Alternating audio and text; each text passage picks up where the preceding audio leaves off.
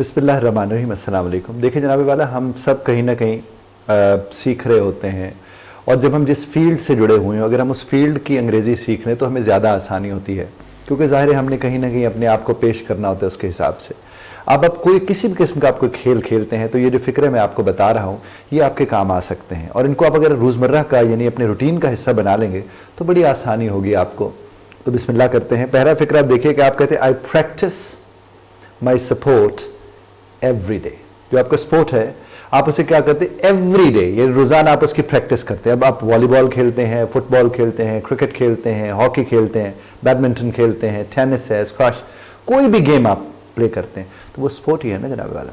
तो आप क्या कहते हैं, I practice my sport every day. अब एवरी डे जिस तरह मैंने पहले आपको बताया था कि एवरी डे जब बोलते हैं तो वहाँ पर रेगुलरली भी बोल सकते हैं और वहाँ पर आप डेली भी बोल सकते हैं। इसी तरह से आप है अपनी टीम के साथ जब आप खेल रहे होते हैं तो आप उनके साथ ट्रेनिंग कर रहे होते हैं ना, प्रैक्टिस में ट्रेनिंग हो रही होती है ना, तो आप क्या बोल सकते हैं, आई ट्रेन, यानी I train with my team regularly. मैं अपनी टीम के साथ रेगुलरली ट्रेन करता हूं, यानी ट्रेनिंग करता हूं, तरबियत करता हूं, कोशिश करता हूं, मशक करता हूं। और देखिए खेल होता क्या है, खेल सारा स्किल्स होती हैं, आप में वो स्किल होती है जिन्हें आपने इंप्रूव करना होता है, और वो ज़ाहिर जब रोज़ाना उसकी प्रैक्टिस करते हैं तो आप इंप्रूव कर जाते हैं। तो उसके लिए आप क्या फिक्रा बोलते हैं, I focus on improving my skills. I focus, मैं पूरा जोर देता हूं, तवज्जो देता हूं, ध्यान देता हूं, फोकस करता हूं।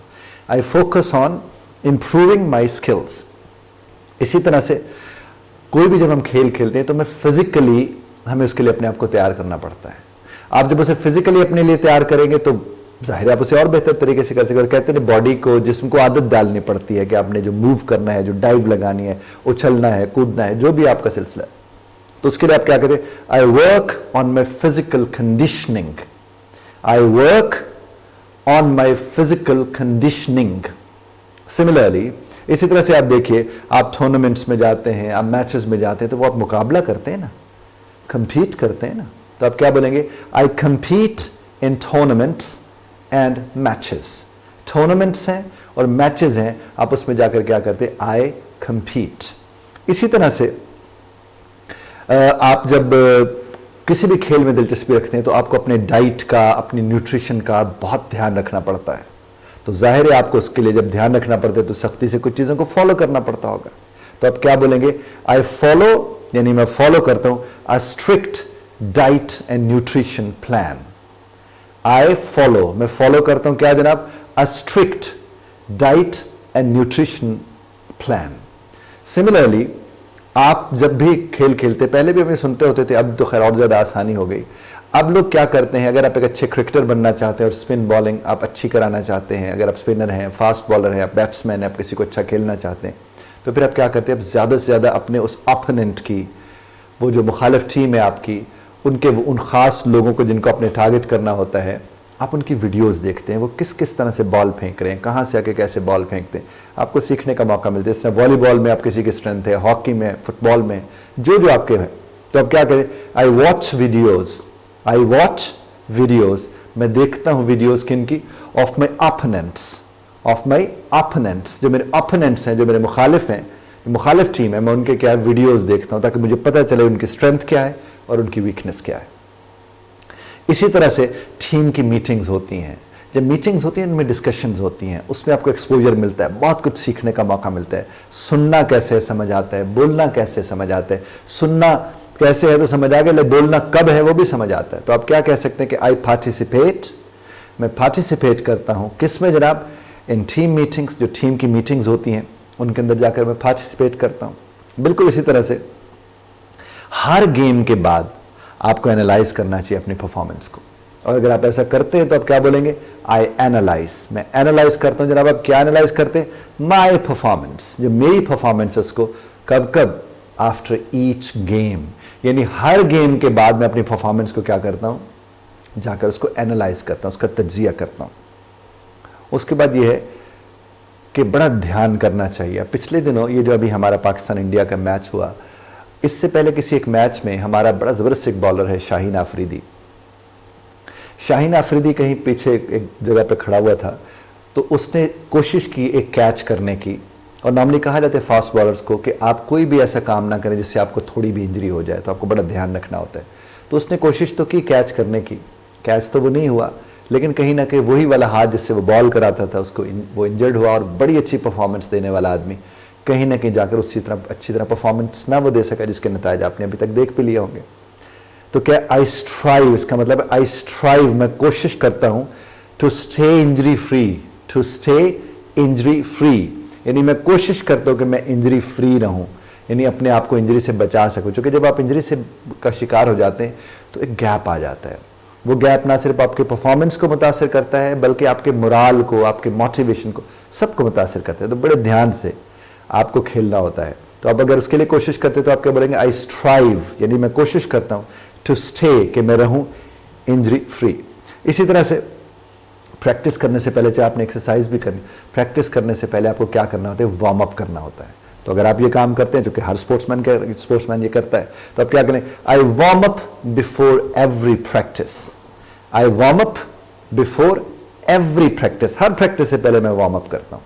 बिल्कुल इसी तरह से कोचिंग सेशंस होते हैं, कोच होते हैं जो आपको मुख्तलिफ सेशंस करवाते हैं, एक्टिविटीज़ करवाते हैं। आप चाहे वो आपका टेनिस का रूम हो, चाहे वो आपका प्लेग्राउंड हो, कहीं भी हो, तो आप उनको क्या करते हैं, आप अटेंड करते हैं। तो आप क्या कहेंगे, I attend coaching sessions, I attend coaching sessions. इसी तरह से हर शख्स की ये ख्वाहिश होती है कि बेहतर से बेहतर परफॉर्मेंस दे, आपकी भी ख्वाहिश भी होगी और मकसद भी होता है स्पोर्ट्समैन का। तो आप क्या बोलेंगे, I am for peak performance, यानी मेरी हमेशा मेरा ये मकसद रहता है कि मैं जबरदस्त किस्म की परफॉर्मेंस दूं। तो I am for peak performance. इसी तरह से आपके जो कोचेज होते हैं, जब आप उनके साथ बात करते हैं तो आप उनके साथ बात करते हुए रिव्यू कर रहे होते हैं। किस चीज़ को आप रिव्यू कर रहे होते हैं, जो आपके गेम की स्ट्रैटेजीज हैं। तो आप क्या बोलेंगे, आई रिव्यू, मैं रिव्यू करता हूं। भाई किस चीज़ को रिव्यू करते हैं, गेम स्ट्रैटेजीज को। किसके साथ करते हो, विद माई कोच। तो आप अपने कोच के साथ, अपने टीममेट्स के साथ भी अपनी अपनी परफॉर्मेंस को, अपनी जो गेम स्ट्रैटेजीज हैं उनका रिव्यू कर सकते हैं। बिल्कुल इसी तरह से जब आप कॉम्पिटिशन्स के लिए जाते हैं, अगर आप पाकिस्तान के अंदर ही मुख्तलिफ कॉम्पिटिशन्स के लिए जाते हैं, तो आप क्या बोलेंगे कि I travel to various cities, मैं मुख्तलिफ शहरों में जाता हूँ, ट्रैवल करता हूँ। किस लिए, फॉर कॉम्पिटिशन्स। और अगर आप इंटरनेशनली जाते हैं तो फिर आप उसी हिसाब से बोलेंगे कि ट्रैवल टू वेरियस कंट्रीज, मैं मुख्तलिफ कंट्रीज में जाता हूँ फॉर कॉम्पिटिशन्स। इसी तरह से आपके जो टीममेट्स होते हैं, आप कोलैबोरेट करते हैं, जिसको तो टीम परफॉर्मेंस का टीम कहते ही इसी को है। तो आप क्या कहते हैं, आई कोलैबोरेट विद टीममेट्स, जो मेरे टीममेट्स हैं, टीम फेलोज हैं, मैं उनके साथ कोलैबोरेट करता हूँ। फिर देखिए, जब आप खेलने के लिए जाते हैं तो मुख्तलिफ कंडीशंस में आपको खेलना पड़ता है। आपने देखा होगा जब यहाँ से वो जाते हैं साउथ अफ्रीका तो वहाँ की कंडीशंस और हैं, यूके खेलने के लिए जाएं वहाँ की कंडीशंस और हैं, आप चले जाएं ऑस्ट्रेलिया वहाँ की कंडीशंस और हैं। तो हर मुल्क की अपनी अपनी कंडीशंस होती हैं। तो एक जो खिलाड़ी होते हैं उसे अडाप्ट करना पड़ता है कि वो उस कंडीशन के मुताबिक अपने आप को ढाल ले। तो आप कह सकते हैं I adapt to different playing conditions. जो डिफरेंट प्लेइंग कंडीशंस होती हैं मैं उसमें जाकर अपने आप को उसके मुताबिक ढाल लेता हूं।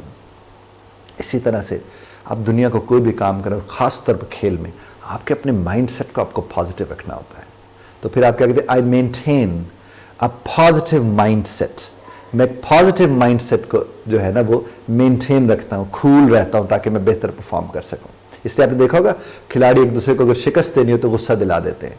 उससे भी हम सीख सकते हैं कि गुस्सा दिला के आप क्या कर सकते हैं, आप अपना काम निकाल सकते हैं।